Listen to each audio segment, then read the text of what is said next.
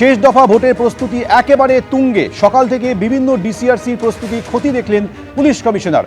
Saint Thomas Boys High স্কুলে DCRC প্রস্তুতিও ঘুরে দেখলেন অজয় নন্দা।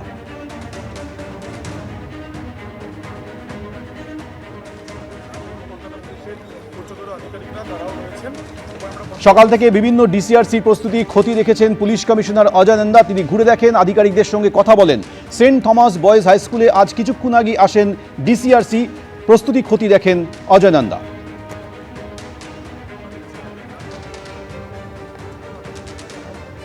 272 কোম্পানি সিএপিএফ আছে, 350 বেশি আছে আপনার সেক্টর মোবাইলস, আরটি মোবাইলস আছে 160টা, মোটরসাইকেল মোবাইলস 160টা আছে, এইচআরএফএস আছে 80টা, কিউআরটি আছে 229টা। ট্রাফিক ব্যবস্থা আমরা দেখছি।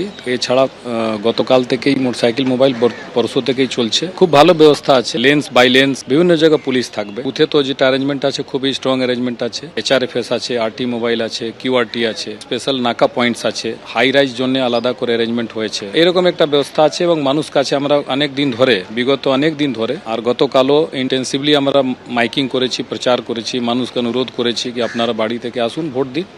কোনো রকম কমপ্লেন হলে আপনার ইলেকশন কমিশন থেকে সিও অফিস থেকে চালু করে ডিও অফিসে ফোন নাম্বার দেওয়া আছে, লালবাজারে কন্ট্রোল রুম নাম্বার আছে 100-112, একটা 1950 একটা নাম্বার আছে ইসিআইএ।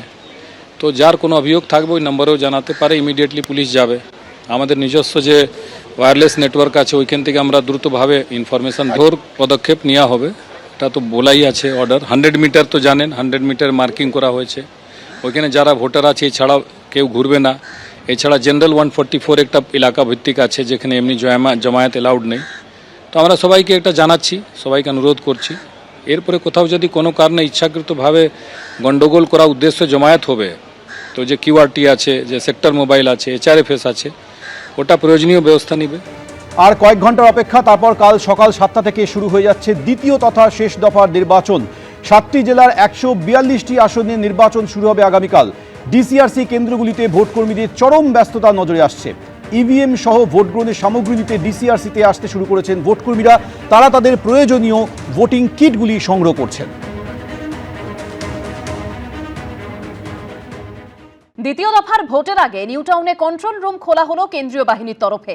এই কন্ট্রোল রুম থেকেই নজরদারি চালানো হবে 142টি বিধানসভা কেন্দ্রে। দ্বিতীয় দফায় মোট 2321 কোম্পানি কেন্দ্রীয় বাহিনী মোতায়েন করছে নির্বাচন কমিশন। মোটের উপর প্রথম দফা মিটেছে নির্বিঘ্নেই। এবার দ্বিতীয় দফায় দক্ষিণবঙ্গে ভোট শান্তিপূর্ণ করানোর চ্যালেঞ্জ। কেন্দ্রীয় বাহিনীর তরফেও সেরে ফেলা হয়েছে চূড়ান্ত প্রস্তুতি। নিউ টাউনে খোলা হয়েছে কন্ট্রোল রুম। 142টি বিধানসভা কেন্দ্রকে 7টি ক্লাস্টারে ভাগ করা হয়েছে। প্রতিটি ক্লাস্টারের জন্য রাখা হয়েছে আলাদা আলাদা মনিটরিং টেবিল। কেন্দ্রীয় বাহিনী যারা একেবারে ফিল্ডে নেমে এই নির্বাচনটা নিরাপত্তা দেখবে, তাদের যে ইন্টিগ্রেটেড কন্ট্রোল রুম সেখানে আমরা দেখতে পাচ্ছি এরকম বিভিন্ন ক্লাস্টারে ভাগ করা হয়েছে এবং 1 থেকে দেখতে পাচ্ছি এরকম 7 নম্বর পর্যন্ত ক্লাস্টারে ভাগ করা হয়েছে। যে ক্লাস্টারগুলিতে একেবারে অফিসাররা থাকছেন এবং সেখানে যেমন ক্লাস্টার 6 সেখানে ডায়মন্ড হারবার, সুন্দরবন, বসিরহাট, পিডিতে ভাগ করা রয়েছে। অর্থাৎ কোন জায়গায় কি পরিস্থিতি রয়েছে, সেটা গ্রাউন্ড রিপোর্ট কি রয়েছে, সেটা কিন্তু একেবারে গোটা বিষয়টা ইনফরমেশন এখানে প্রোভাইড করা হবে। এবং এখানে কিন্তু সমস্ত বিভাগের যেমন হচ্ছে SSB, CRPF, ITBP, BSF, CISF, তাদের সমস্ত সিনিয়র অফিসাররা ভোটের দিন এখানে থাকছে। हम लोग के द्वारा ये पैनिक बटन सिस्टम नहीं है, बेसिकली इमरजेंसी रिस्पांस सिस्टम है। किसी भी प्रकार का इमरजेंसी रिस्पॉन्ड होगा तो इसके ऊपर किया जाता है। ये नंबर्स हमारे ग्राउंड लेवल की ट्रूप्स के पास में, ये हम लोग के द्वारा जहाँ पर फोर्स भेजनी है वहाँ फोर्स भिजवाई जाती है। सारी चीज़ें इसके द्वारा की जा रही है। बहुत सारी डिफरेंट लेवल्स की इन्फॉर्मेशन है, जहाँ पे डिस्ट्रिक्ट से भी कोऑर्डिनेट करना पड़ता है। बहुत सारी इन्फॉर्मेशन है। ঠিক কোন এলাকা থেকে অভিযোগ আসছে এর জন্য বিশেষ ম্যাপে আসবে সংকেত। সেখানে একটা ম্যাপ সবসময় চালু রয়েছে, অর্থাৎ কোন জায়গায় বাহিনী উপস্থিত রয়েছে এবং সেখানে কারা কারা সেখানে উপস্থিত রয়েছে, বাহিনীর কোন সিনিয়র অফিসার সেখানে রয়েছে, এই রকম বিষয়ে কিন্তু একবারে ম্যাপ খোলা থাকছে এবং সেটাকে দেখা হবে যে কোন জায়গা থেকে কোন জায়গায় গন্ডগোল হলে ফোর্সকে একদিক থেকে অন্য দিকে পাঠানো যায় দ্রুততার সঙ্গে, সেই বিষয়টা দেখা হবে। দ্বিতীয় দফায় মোট 2321 কোম্পানি কেন্দ্রীয় বাহিনী মোতায়েন করছে নির্বাচন কমিশন। থাকছে 38,297 জন রাজ্য পুলিশ। প্রতিটি বুথে থাকবে কমপক্ষে হাফ সেকশন কেন্দ্রীয় বাহিনী। যেখানে 3টে বুথ সেখানে থাকবে 1 সেকশন কেন্দ্রীয় বাহিনী। 5টি বুথ হলে সেখানে কেন্দ্রীয় বাহিনী থাকবে 2 সেকশন। বারাসাত পুলিশ জেলায় মোতায়েন থাকছে 112 কোম্পানি কেন্দ্রীয় বাহিনী, বনগাঁয় থাকবে 62 কোম্পানি, বিধাননগরে 50 কোম্পানি, ব্যারাকপুরে 160 কোম্পানি, ডায়মন্ড হারবারে 134, বারুইপুরে 161 কোম্পানি, হাওড়া গ্রামীণ পুলিশ জেলায় 147 কোম্পানি, কৃষ্ণনগর পুলিশ জেলায় 158 কোম্পানি, পূর্ব বর্ধমানে 260 কোম্পানি এবং কলকাতায় মোতায়েন থাকবে 273 কোম্পানি কেন্দ্রীয় বাহিনী। ইতিমধ্যেই নিউ মার্কেট এলাকায় বাইকে করে নাইট পেট্রোলিং করছে কেন্দ্রীয় বাহিনী। পার্থপ্রতিম ঘোষ, রুমা পাল ও সুকান্ত মুখোপাধ্যায়ের রিপোর্ট, এবিপি আনন্দ। বাইকে বিধিনিষেধ নিয়ে হাইকোর্টে সিঙ্গেল বেঞ্চের নির্দেশে সামান্য পরিবর্তন আনল ডিভিশন বেঞ্চ। সোমবার থেকেই বাইক মিছিল ও গ্রুপ রাইডিং বা দল বেঁধে অনেকে মিলে বাইক নিয়ে বেরোনোর ক্ষেত্রে নিষেধাজ্ঞা জারি করল আদালত। সোমবার থেকেই অর্থাৎ দ্বিতীয় দফার ভোটের 48 ঘন্টা আগে থেকে বাইক মিছিল ও গ্রুপ রাইডিং বা দল বেঁধে অনেকে মিলে বাইক নিয়ে বেরোনোর ক্ষেত্রে নিষেধাজ্ঞা জারি করল কলকাতা হাইকোর্ট। বাইকে বিধিনিষেধ নিয়ে সিঙ্গেল বেঞ্চের নির্দেশে সামান্য পরিবর্তন আনল ডিভিশন বেঞ্চ। পাশাপাশি সোমবার বিচারপতি শম্পা সরকার ও বিচারপতি অজয় কুমার গুপ্ত ডিভিশন বেঞ্চ নির্বাচন কমিশনের উদ্দেশ্যে বলে, একজন নাগরিকের অধিকার আপনারা খর্ব করতে পারেন না। বিহার এবং অসমের ক্ষেত্রেও কি একই বিধিনিষেধ আরোপ করেছিলেন? যদি সেখানে করে থাকেন তাহলে এক্ষেত্রেও অনুমতি দেওয়া হবে। ডিভিশন বেঞ্চ বলেছেন যে এই যে বাইক রাইডার বা সাধারণ মানুষ যারা এই বাইকের চলেন, তাদের আমরা কি এখন কোয়ারেন্টিনের মধ্যে রয়েছি বা কোনো রকম এমার্জেন্সির মধ্যে রয়েছি? সুতরাং এই রাইট কখনোই সাধারণ নাগরিকের হাত থেকে সরিয়ে নেওয়া যায় না।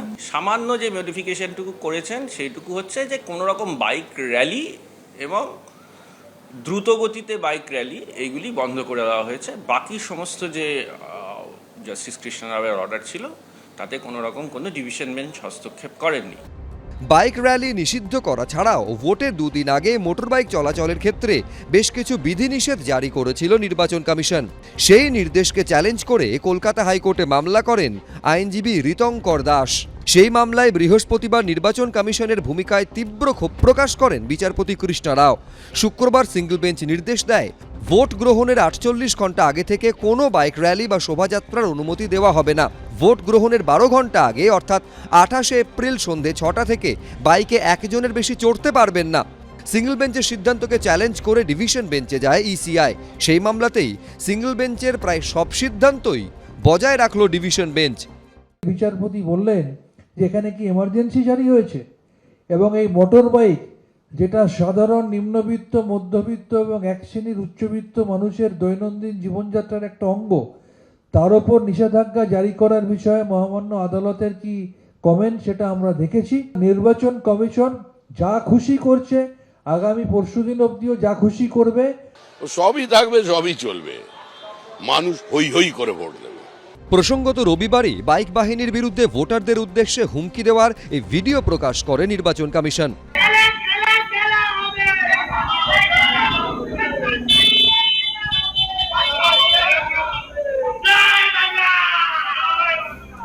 এই ঘটনায় মামলা দায়ের করে ডায়মন্ড হারবার থানার পুলিশ।